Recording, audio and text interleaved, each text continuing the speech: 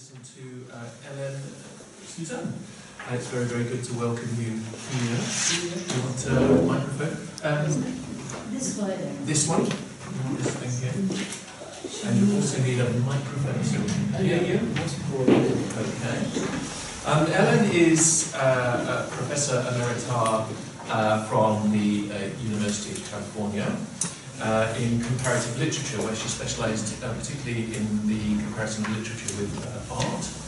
And then upon her retirement there, she worked quite extensively in Poland, in fact, helping higher education in that country, commuting from Belgium.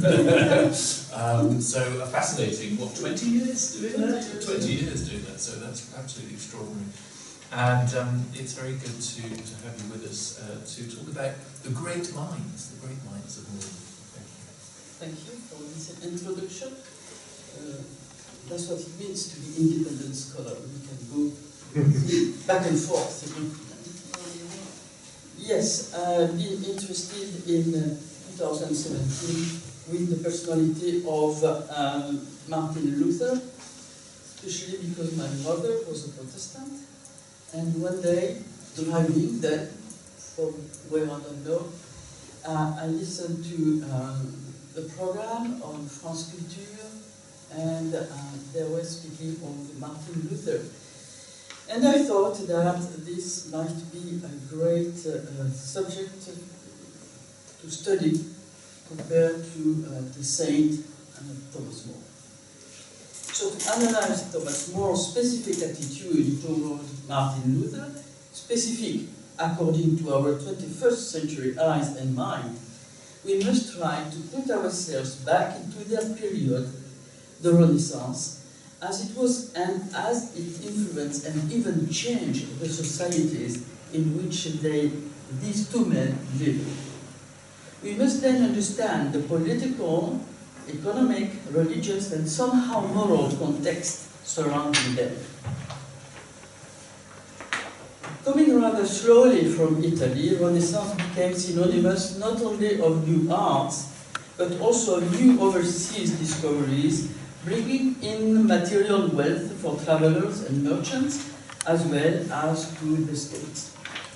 This voyage brought also to their countries of origins new ideas dealing with daily life in general, in societies in particular, with the specific religious component. Let us say that these apertures nurtured new questions addressing quasi all the aspects of human beings. People started to dare speak, write, discuss with an open horizon in mind. Renaissance brought about a new man, but most probably the key to the rather quick spread of changes in Europe has been the invention of the printing press, enabling, if not allowing, one to share quickly opinions, ideas, controversies, critics to anyone who could read. A blessing for all these intellectuals, called humanists, also who saw there a door open, ajar, to collect new, although ancient, books in different fields of knowledge, from which they will envision a new education, fostering a new society. How could they stay still when Copernicus sustained that our Earth was no longer the center of the universe? How could they stay mute when these readings show them the complex beauty of a human being, when he or she is not satisfied with a single question, receiving a single answer, supposedly giving them the sense to their life? Therefore, Renaissance has been the season for many people of that time, intellectuals or not. In Christendom, questions came rapidly up concerning not only the Church as an institution, but also, and more importantly perhaps, the nature and content of the Christian faith in relation with the Church. Concerning the Church as an institution, the questions were legitimate, but not new. Actually, during the last decade of the 15th century, but even before, unrest started in different congregations concerning their way of life, often astray from their founding rules, and lay people, until then quite subordinated to the church, became aware of these often immoral attitudes of the clergy in general. As Francis Rapp says in his book, L'Église à la fin du Moyen Âge, lay people were scandalized with monks' way of life, often quite deviant from the gospel. They were also started to question the rigid and very powerful hierarchy of the institution, apparently leaving no space to a new Christian attitude. But lay people were not only the only ones to think that changes were necessary in the Christian institution and in the state also. For example, in Spain, Bartolomeo de las Casas, together with 3 other archbishops, demanded a debate on the true nature of Christianity and its presence in this world. They reformed the church as an institution and education in general. Indeed, the Church of Spain was the first one to work with Rome in a sort of partnership. Therefore, one may say that the spirit of the Renaissance found an already prepared soil on which Reformation could grow and bring fruit. But the spread of the Renaissance did not happen in the same way in all the European countries, of course. If it went up from Italy to France and England through the arts, or most surely like this, in Germany it follows the merchants from south to north, along some usual trading routes, going over the Alps and up to the Baltic Sea, leaving aside for a longer time some rather big chunks of the country. In Germany, maybe the first areas of the country's life to be touched by the Renaissance have been the banks and industries of the south, all dominated by rich industrial families. In the center of Germany, where Luther's family lived, mining was a flourishing industry, and the development of the trade from south to north developed towns there too. Around the Baltic Sea, the trade development was accompanied by the development of culture, as ports were as many doors bringing exchanges of all kinds with foreigners. This situation in Germany suggests that Luther's family environment in the mountains of Ars around Eisleben, where he was born, and Mansfeld, where he grew up, not very far from Erfurt, was not immediately touched by the intellectual Renaissance, and the idea of a new man was probably limited to his action in the industry and banking. A situation very different from More's family, educated in letters and law by his father John in an international city close to the royal power. Indeed, Renaissance in all its aspects was very much present in London, where More spent all his life. Is that to say that Luther was not a true Renaissance man? Of course not. Although his childhood seems to have been far from the new ideas, as a student and as an adult, he has been in close intellectual contact with the humanists. Indeed, he discovered them while a student at Erfurt, and when he became a professor at the University of Wittenberg, he was in close relationship with Philip Melanchthon, a humanist, friend of Erasmus. And this friendship led the two men, Luther and Erasmus, to a rather dense epistolary exchange related to their publications.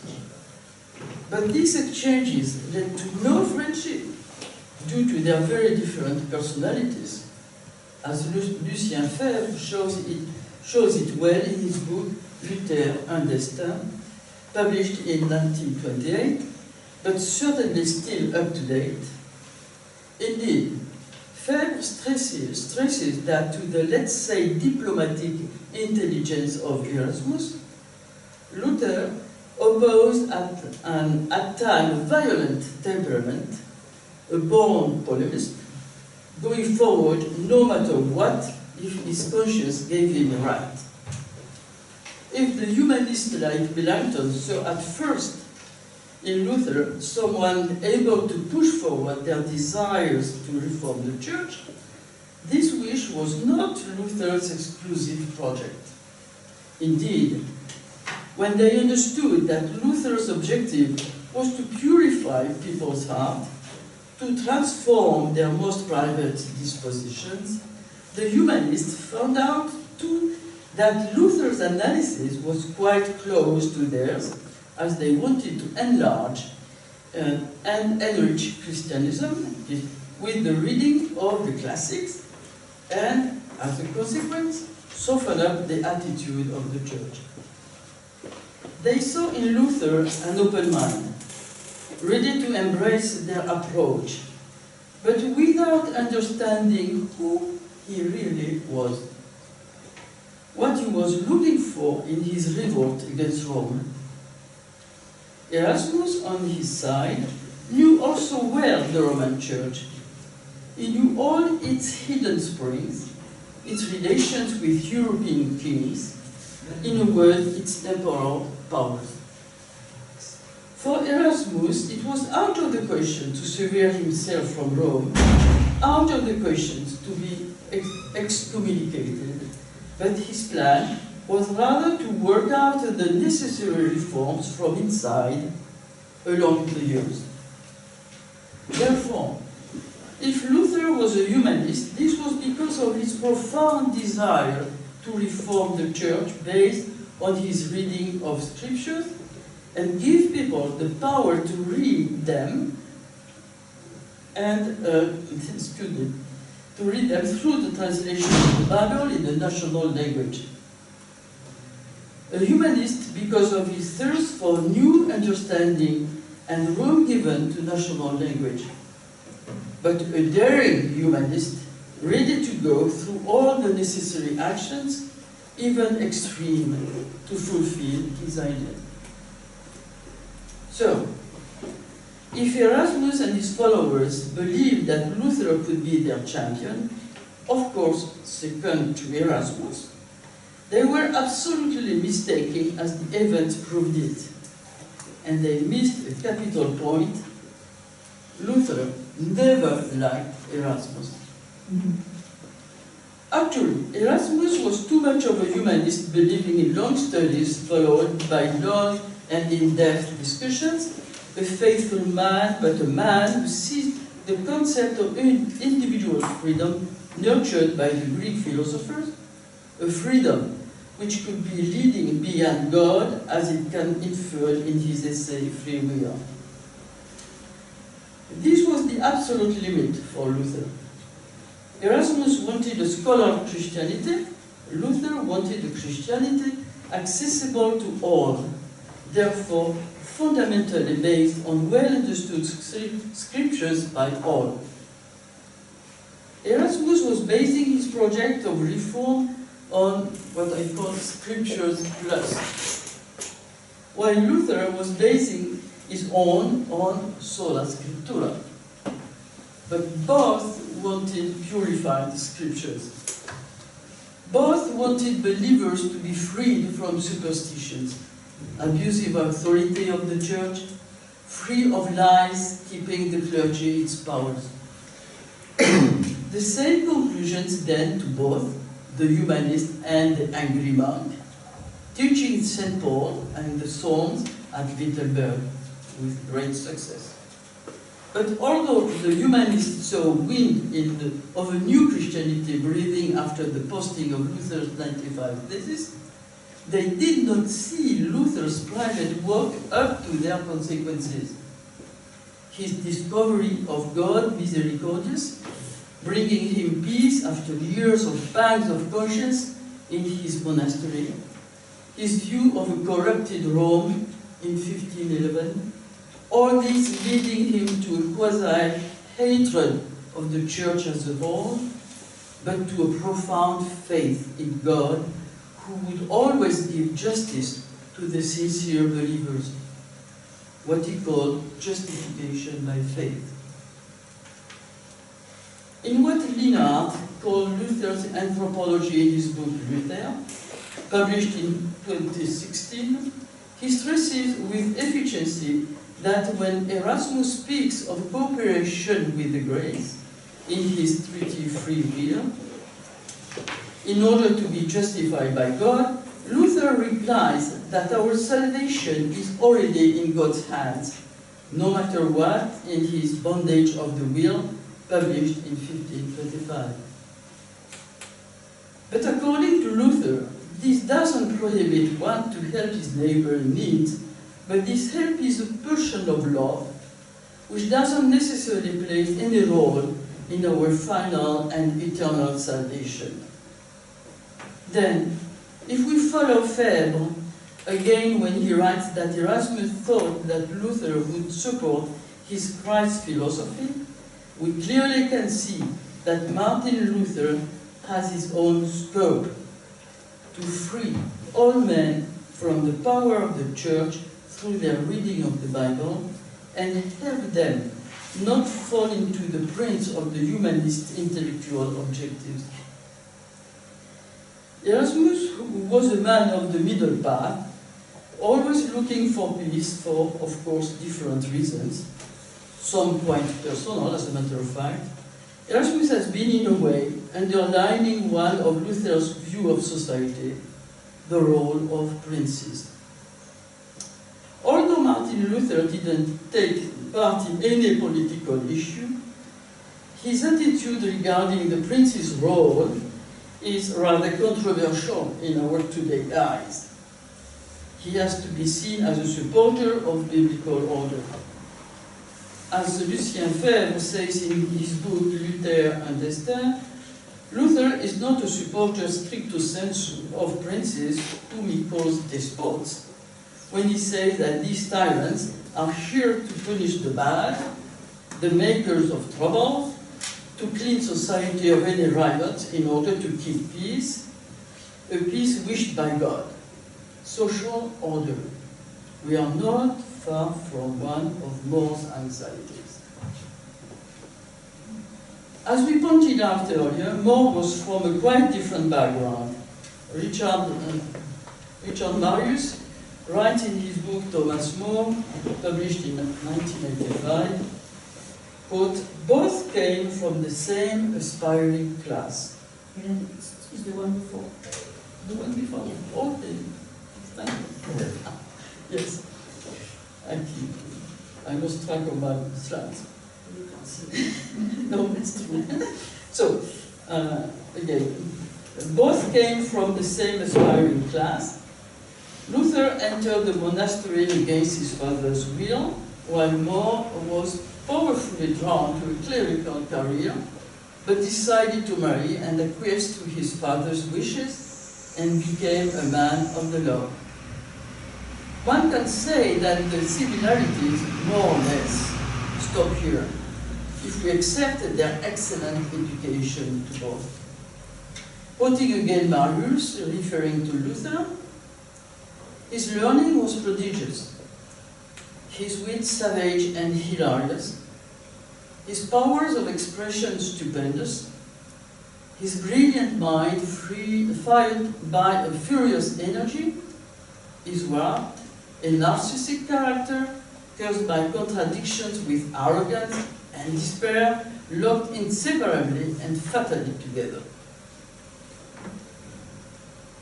End of quote. We all know how More was well educated, in letters and in love, gifted with a quick and widely open mind.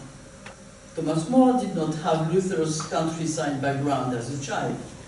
Thus, his handling of any situation was careful, always measured according to the tenets at hand.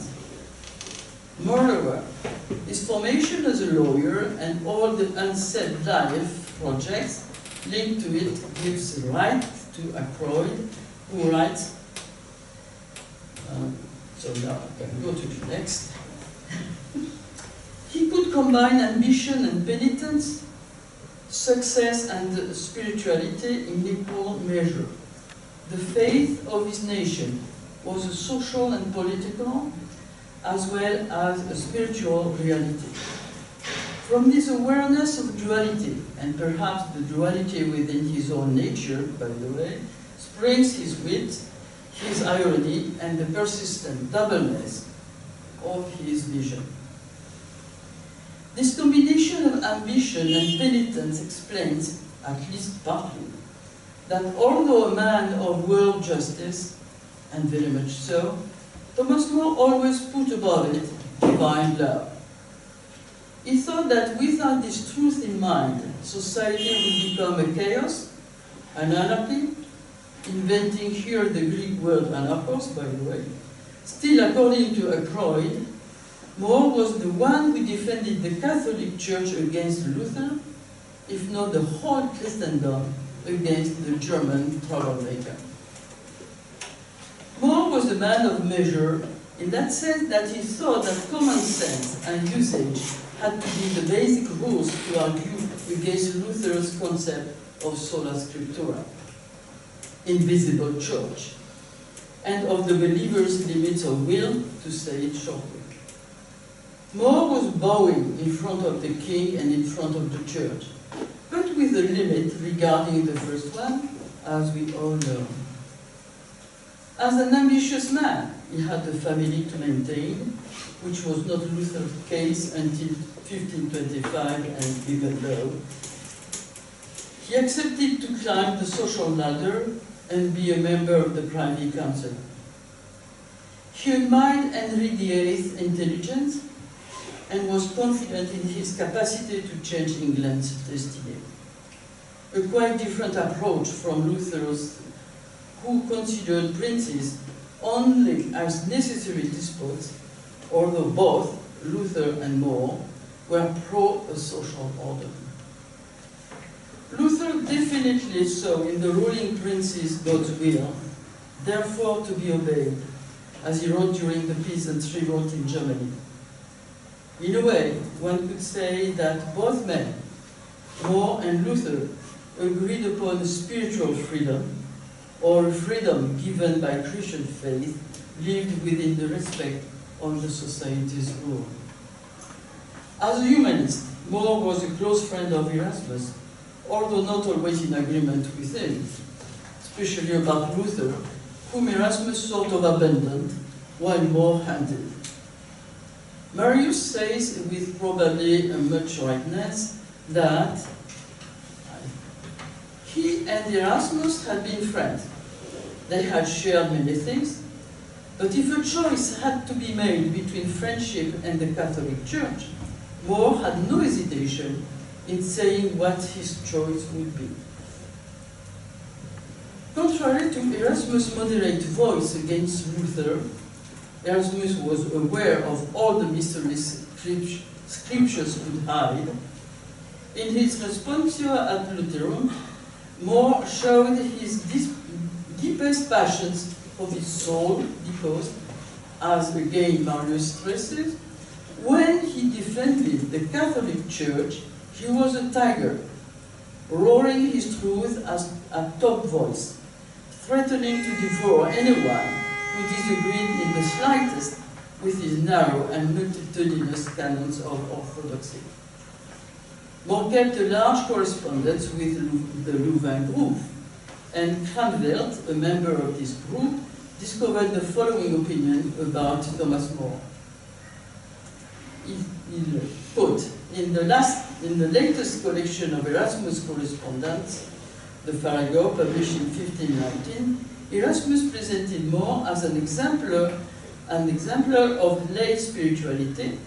After describing More's virtues, Erasmus asked, "What of those people who think that Christians are not to be found except in monasteries?" In Keene. of their correspondence, along their correspondence, the humanists mention More's generosity and exemplar spirituality. It is true, as Keane stresses it, that at this time, people did not think much about putting money aside for old age, as only a few of them reached old age anyway. But nonetheless, the letters we have between Cranvert and More show a multifaceted man, as in these letters both could speak about private matters as well as intellectual matters. Or of not much, which is a true sign of real friendship.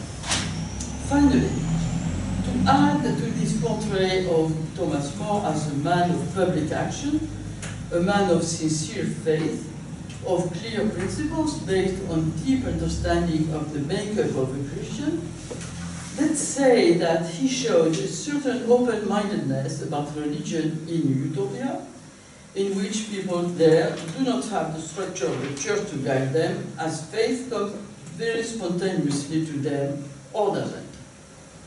So, how could be More a ferocious enemy of heretics and of Luther? Not only his deepest faith and support to the Catholic Church, but also his involvement in politics. I think we should go on. First of all, he was bound by his position as a member of the Privy Council and afterwards the Chancellor. This means that he had to go along and through his policy.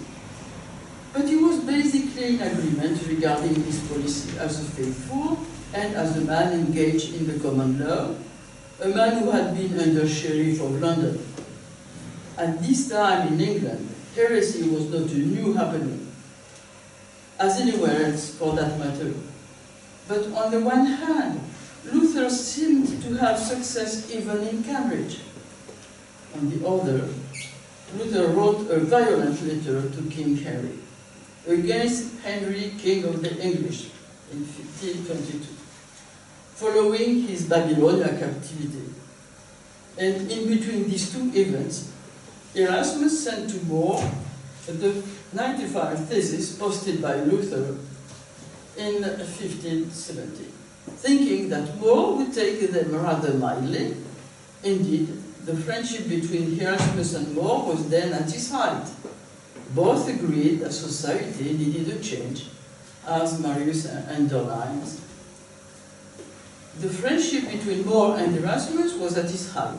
Both had lamented and joked about the moral plight of the papacy, to which neither felt a large devotion.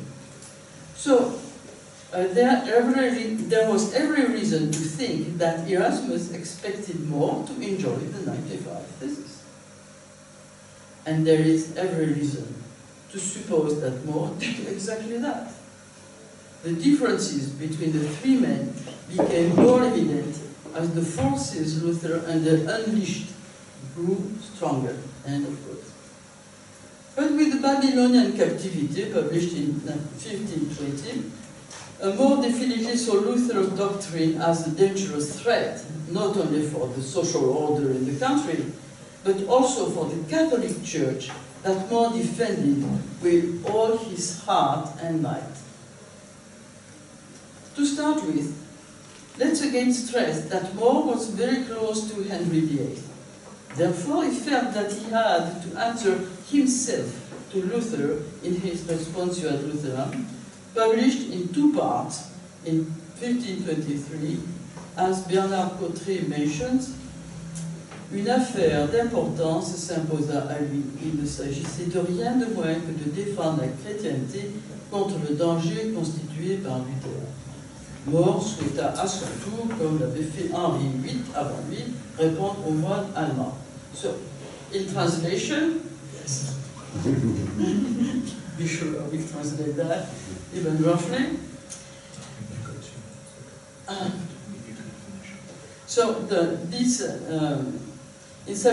So it was a question of defending Christendom in order to go on and see that More and Luther were at the point of breaking. And the basis was not the Luther on his side. He thought to accept as a true church, only a spiritual church, what he called the invisible church. So I will go a little bit further.